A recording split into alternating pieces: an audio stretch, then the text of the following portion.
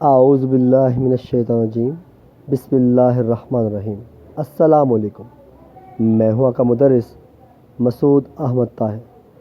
آئیے آج کے لیکچر کا باقاعدہ آغاز کرتے ہیں۔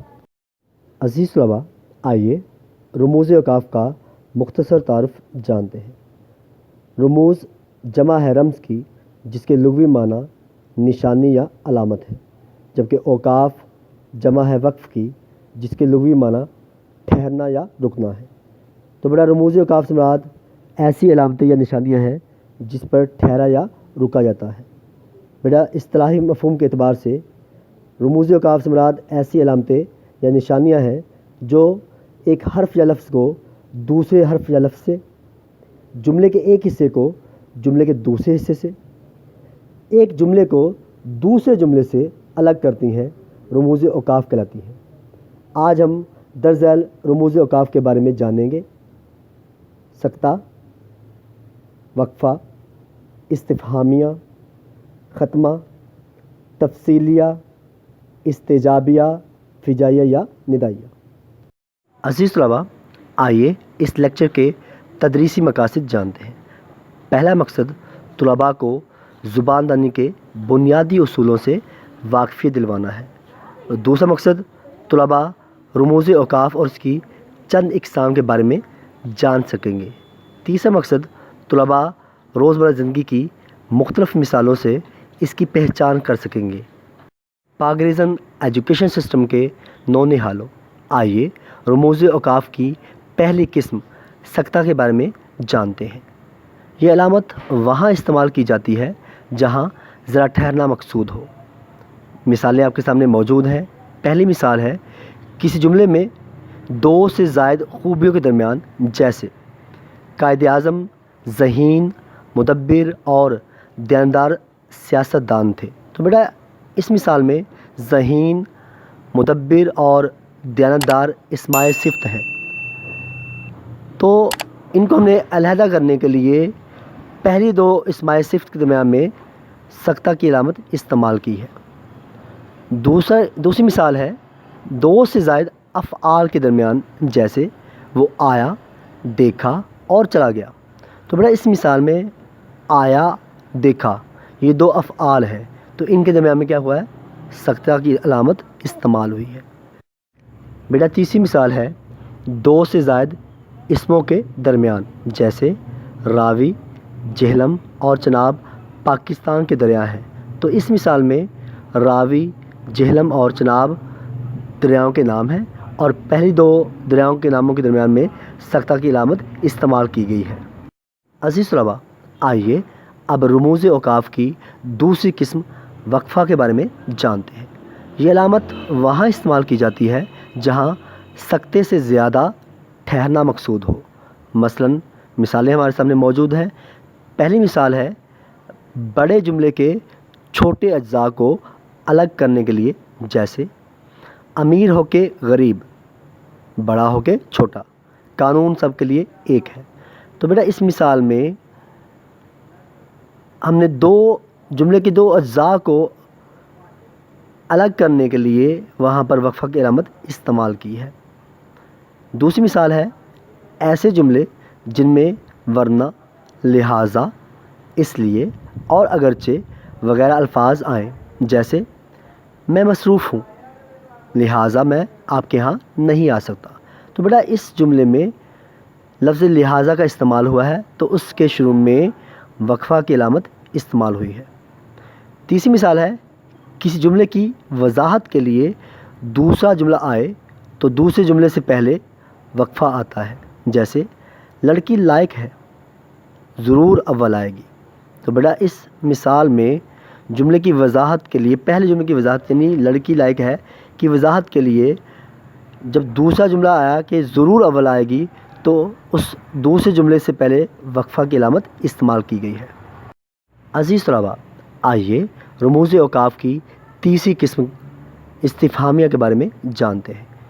استفہامیہ عربی زبان کے لفظ استفہام سے لیا گیا ہے، جس کے لغوی معنی ہے سوال پوچھنا۔ تو بیٹا یہ علامت اس جملے کے آخر میں استعمال کی جاتی ہے جس میں کوئی سوال پوچھا گیا ہو، جیسے آپ کون ہو، آپ کیسے ہو؟ آپ کہاں جا رہے ہو؟ تمہارا نام کیا ہے؟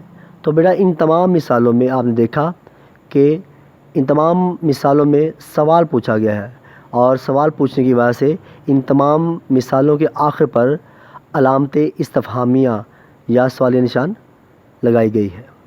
بیٹا رموز اوقاف کی چوتھی قسم ہے ختمہ۔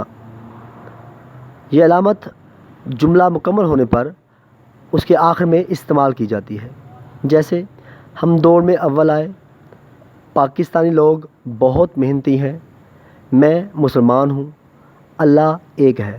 بیٹا دیکھا آپ نے ان تمام مثالوں میں جملے کے مکمل ہونے پر علامت ختمہ استعمال کی گئی ہے۔ عزیز طلباء، آئیے رموز اوقاف کی پانچویں قسم تفصیلیہ کے بارے میں جانتے ہیں۔ یہ علامت وہاں استعمال کی جاتی ہے جہاں کسی بات کی تفصیل بیان کرنی ہو یا کوئی قول یا حوالہ دیا جا رہا ہو۔ تو بیٹا اس کی چند مثالیں ہمارے سامنے موجود ہیں۔ پہلی مثال ہے پاکستان کے اہم ترین دریا یہ ہے: راوی، چناب، جہلم اور سندھ۔ بیٹا اس مثال میں جب ہم نے ایک بات کہی کہ پاکستان کے اہم ترین دریا ہیں، تو بیٹا اس کے بعد ہم نے علامت تفصیلیہ کے بعد اس کی وضاحت کی کہ وہ دریا راوی، چناب، جہلم اور سندھ ہے۔ دوسری مثال ہے ارکان اسلام 5 ہیں: کلمہ، نماز، روزہ، زکوٰۃ اور حج۔ بیٹا اس مثال میں ارکان اسلام 5 ہیں، اس کے بعد ہم نے علامت تفصیلیہ لگائی اور اس بات کی وضاحت کی کہ وہ جو ارکان ہیں وہ ارکان اسلام کلمہ، نماز، روزہ، زکوٰۃ اور حج ہے۔ بیٹا تیسری مثال ہے ارشاد نبوی صلی اللہ علیہ وسلم ہے: نماز دین کا ستون ہے۔ تو بیٹا اس مثال میں ارشاد نبوی صلی اللہ علیہ وسلم کے بعد ہم نے علامت تفصیلیہ لگائی اور وضاحت کی کہ وہ ارشاد کیا ہے، وہ نماز دین کا ستون ہے۔ عزیز طلباء، آئیے اب رموز اوقاف کی چھٹی قسم استجابیہ، فجائیہ یا ندائیہ کے بارے میں جانتے ہیں۔ یہ علامت وہاں استعمال کی جاتی ہے جہاں جملے میں کوئی لفظ کسی جذبے، خوف، حیرت، محبت، نفرت، غم، خوشی، افسوس کی کیفیت کو ظاہر کرے یا اس میں ندا پائی جائے۔ تو بیٹا چند مثالیں ہمارے سامنے موجود ہیں۔ پہلی مثال ہے آہا سیر کا مزہ آ گیا۔ تو بیٹا اس مثال میں، اس جملے میں لفظ آہا حرف استعجاب ہے جو خوشی کے موقع پر بے ساختہ منہ سے ادا ہوتا ہے، تو اس کے بعد علامت استجابیہ استعمال کی گئی ہے۔ دوسری مثال ہے ہائے یہ کیا ہو گیا۔ تو اس مثال میں ہائے جو ہے یہ حرف تعسف ہے جو غم یا افسوس کے موقع پر منہ سے ادا کیا جاتا ہے، تو اس کے بعد علامت فجائیہ استعمال کی گئی ہے۔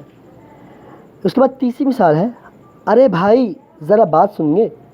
تو اس مثال میں ارے بھائی، لفظ ارے جو ہے یہ حرف ندا ہے جو کسی کو بلانے، پکارنے یا متوجہ کرنے کے لیے بولا جاتا ہے، تو اس کے بعد ارے بھائی کے بعد علامت ندائیہ استعمال کی گئی ہے۔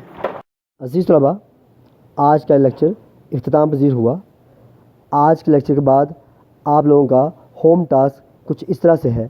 زبانی سرگرمی میں آپ نے رموز اوقاف کے اصول ما مثالیں یاد کرنی ہے، اور تحریری سرگرمی میں آپ نے رموز اوقاف کے اصول ما مثالیں تحریر کرنی ہے۔ بیٹا آئندہ لیکچر تک کے لیے اجازت دیجیے، انشاءاللہ نئے لیکچر کے ساتھ دوبارہ ملاقات ہوگی۔ تب تک کے لیے اللہ حافظ۔